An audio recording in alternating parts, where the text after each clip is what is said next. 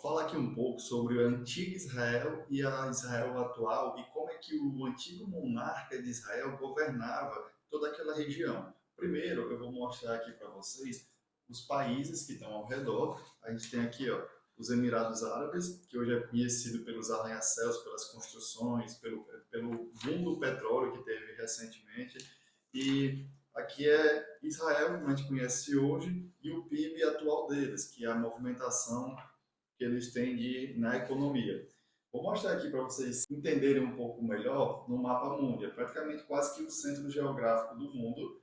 Israel fica aqui separando a região do Egito e da África com a região do Oriente Médio, Rússia e um pedaço da Europa. Esse pedacinho de terrazinho aqui, ó, bem pequenininho, com pouco acesso ao mar. E as regiões vizinhas, Egito, ao oeste e ao leste, temos aqui, ó, Iraque, Síria, os países da Arábia Saudita, Emirados Árabes, Kuwait, o Golfo Pérsico, onde tem bastante petróleo, basicamente muito do petróleo hoje do mundo sai desse golfo aqui. Aqui é onde tiveram grandes civilizações, que é até escrito na Bíblia, como os babilônicos, tudo foi dessa região aqui. Por isso que essa região é muito rica em petróleo, muitos animais aquáticos, enfim, não vou falar sobre petróleo aqui, mas isso aqui é bastante e a história vocês podem ver em outros canais e outros vídeos. Sai por aqui. Agora vamos lá. E aqui eu fiz aqui é para vocês o resumo geográfico da região e trouxe para a atualidade. Eu vou começar a ler aqui para vocês uma parte que está lá no livro de Crônicas, segunda Crônicas, capítulo 8, fala sobre como Salomão exercia as funções dele de monarca, de governante de uma nação. Aí ele fala sobre quanto tempo ele demorou para construir os templos, as construções dos palácios do governo, as construções do templo para Deus, mais ou menos 20 anos, como ele edificou algumas cidades, ele atuava como uma espécie de engenheiro e arquiteto do governo, projetando e idealizando algumas obras. E, obviamente, no capítulo 8 de Crônicas, fala também sobre as parcerias políticas que ele fazia, como, por exemplo, a parceria com o rei de Tiro, que no final ficou um pouco satisfeito por conta das cidades que Salomão deu para ele. E tudo isso aqui que vocês estão vendo, a gente consegue trazer do capítulo 8 para cá. Dá um exemplo aqui. O rei de Tiro era vizinho de Israel, ficava nessa região aqui, ó, do Líbano. Hoje tem a capital Beirute, que é uma capital gigantesca, e lá eles tinham a floresta do Líbano. A floresta do Líbano, para quem não conhece, imagina uma Amazônia, só que com cipestres, com aquelas árvores, espécie de árvore de Natal gigante. Então, imagina quantas casas, quantas paredes, teto dá para fazer com um tronco gigante, um tronco extremamente grosso, para você desmontar ele todinho. E quantas casas dá para fazer?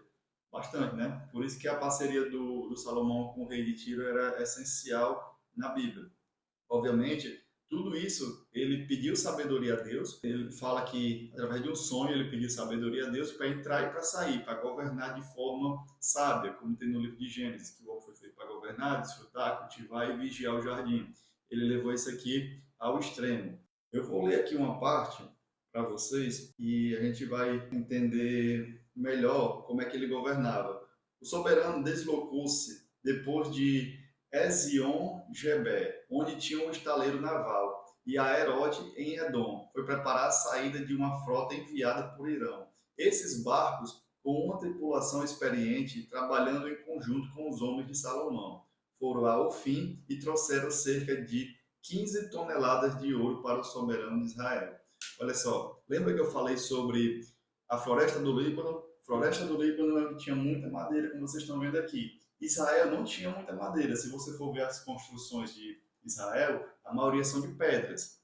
Diferente das construções aqui do Ceará, do Brasil, outros lugares, que são muita madeira que é abundante, o clima ajuda. Lá não tinha muito. Então, com essa madeira, além de fazer as casas, fazia barco. E com os barcos, fazia o quê? Comércio. Um dos principais investimentos, tem um vídeo que eu falo sobre investimentos de que Deus aconselha a gente fazer através da vida de algumas pessoas. E comércio por navio é um dos principais. Você pega a construção de navios e leva para outros lugares fazendo parcerias comercial. Obviamente, aqui ele trazia ouro de Ofim. Quando a gente está falando de como carregar, transportar mercadorias de alto valor, a gente está abrindo não só o comércio de um lugar para outro, mas está abrindo meios de comércio que vocês nem imaginam. Eu vou dar um exemplo aqui. No Brasil, os negócios mais lucrativos é banco e seguradora. Geralmente o banco ele tem a própria seguradora, mas hoje você consegue abrir uma seguradora de forma mais fácil que um banco. Por que isso é lucrativo?